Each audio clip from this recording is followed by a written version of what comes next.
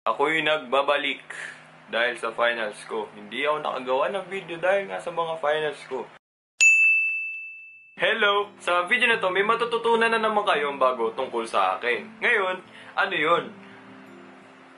Hi! Divorced ang parents ko. Nag-divorce yung parents ko noong December 1998. Tapos birthday ko, May 3, 1997. Kung ginawa mo yung math, 1.5-year-old pa lang ako, nag-break na sila.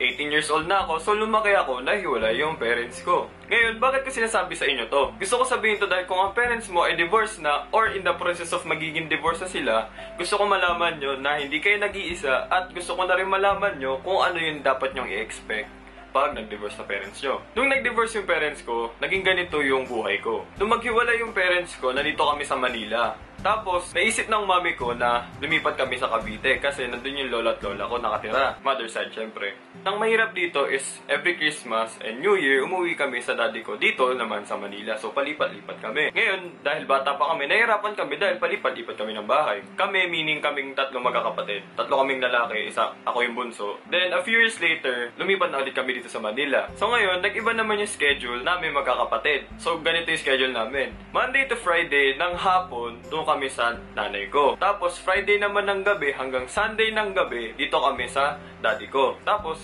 repeat. Di nagtagal kami magkakapatid, nasanay rin kami sa schedule namin. Tapos, eventually, yung grandfather ko namatay. Father side. Basically, kinailangan na lola ko ng kasama. Yung para may magabantay sa kanya, para apo na kasama, ganyan. Ako nag-volunteer. So ako, syempre, volunteer ako, nag-iba schedule ko. So, ang schedule ko naman, MWF Saturday, sa lola ko, TTH Sunday, doon naman sa mami ko. So basically, palipat-lipat ako ng bahay araw-araw. So dala ng bag doon, dala ng bag dito. Then, yung tito ko naman namatay, mother side. So yung lola ko naman sa nanay ko, nalungkot. So kinailangan niya naman ng kasama or nakikitang may tao sa bahay. So nag-iba na naman yung schedule ko. MWF Saturday sa lola ko, father side. TTH Sunday sa nanay ko. Tapos Sunday ng gabi, after ng Sunday dinner dun sa lola ko na father side, umuwi kami dun sa lola ko dun sa nanay ko. Gulo, di ba? So yung kung parents mo ay divorced or magdi-divorce na, ito yung mga kailangan mo i-expect. So, disadvantages, palipat-lipat ka ng bahay. Kasi, syempre, kailangan mo makita mami mo, kailangan mo makita daddy mo, di ba? Pag birthday mo, hindi mo alam kung kanino ka unang pupunta. Kung kanino ka unang magpapakita. Yun yung meaning, kumaga. Pag graduation, hindi mo alam kung sino magsasabit ng medal. Kasi, syempre, awkward.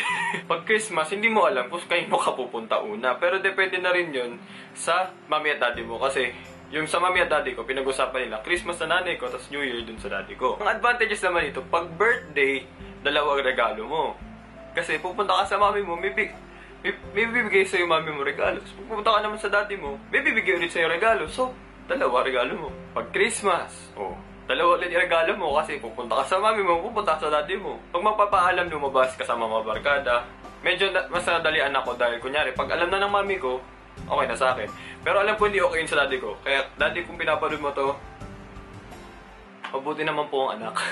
So yung buong message yung video na to, gusto ko lang sabihin na hindi kayo nag-iisa. Kasi divorce parents ko eh. Kung divorce yung parents mo, di party! Porket divorce yung parents mo, magiging mahirap na. Hindi. Ngayon kung yung parents mo ay together, then yay! That is all. And bago ko tapusin itong video to, syempre gusto ko muna mag-mention at baka magalit kayo at hindi na kayo manood. Gusto ko mag-hi kay Luisa Feliz. Hindi ko tama yun, pero mali. Sorry. Gusto ko rin mag-hello kay Aaron or kung yung Twitter name niya, Agumapas. Hello Aaron. Thank you dun sa... Alam mo yung pinag-usapan natin eh. Thank you. Thank you. Gusto ko mag-hello kay Armelin Rio DK. And gusto ko mag-hello kay Angel Toquero. Gusto ko mag-hello kay Oliver Reyes. Gusto ko mag-hello kay Dave Serrano. Hello. Hello kay Oliver. Hello kay Angel. Hello kay Marcus Lunch. Hello. Hello Angelo Espiritu. And lastly, hello Rexel Dalangin. Hello Rexel. So kung nagustuhan nyo itong video na ito, gawin nyo lang give it a big thumbs up and subscribe to my channel for weekly videos. And kung nakarelate kayo, please comment down below para alam ko na parang may na-reach out ako. Kasi kung ganito yung problem mo, pwede mo akong kausapin sa Twitter or sa Facebook page. Pwede nyo naman i-message na. So hindi nyo alam yung mga social media links, nandun lang yan sa baba, sa description. So tingnan nyo lang yan sa baba. So yun lang. So subscribe ha, subscribe. If you're new then hello. I'm Luigi, and I talk to a camera. So, ayun. What? Ang video naman na to. Lungkot-lungkot. Pek-pek.